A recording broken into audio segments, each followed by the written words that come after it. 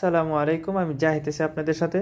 So viewers, আজকের এই ভিডিওতে আপনাদেরকে আমি দেখাবো ইমোর গুরুত্বপূর্ণ একটি সেটিং, যে সেটিংটি করলে আপনার ইমো অ্যাকাউন্টটি কেউ হ্যাক করতে পারবে না এবং ইমো অ্যাকাউন্টটি থাকবে খুবই নিরাপদ।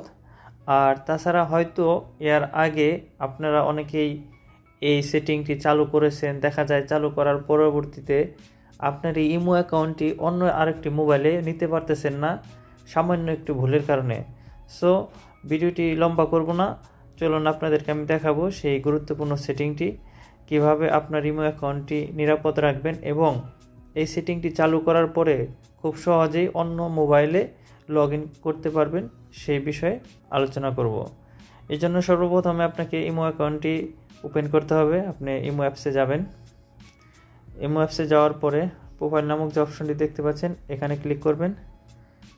তারপরে এখানে সিকিউরিটি অ্যান্ড প্রাইভেসি নামক যে অপশনটি দেখতে পাচ্ছেন, এখানে ক্লিক করবেন।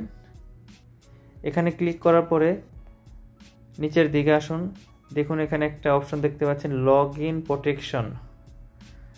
সো আপনারা এই লগ ইন প্রোটেকশনে ক্লিক করবেন। এখানে ক্লিক করার পরে দেখুন শুরুতে লেখা আছে বেসিক প্রোটেকশন। সো এটাতে যদি আপনি ক্লিক করেন এরকম অপশন হবে।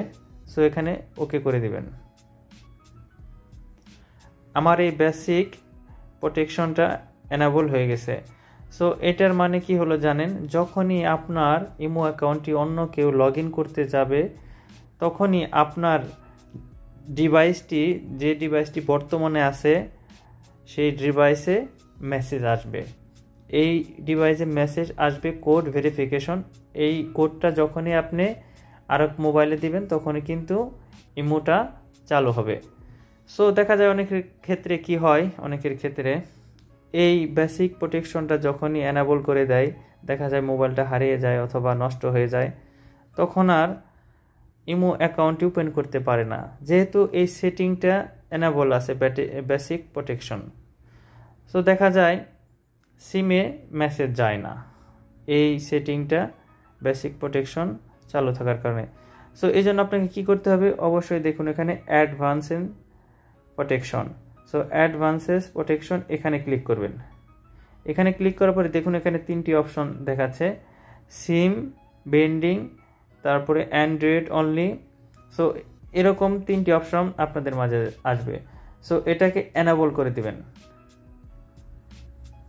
এনাবল করে দেওয়ার পরে আপনাদের মোবাইলে একটা কল আসবে, সেটা অটোমেটিকলি সেটিং হয়ে যাবে।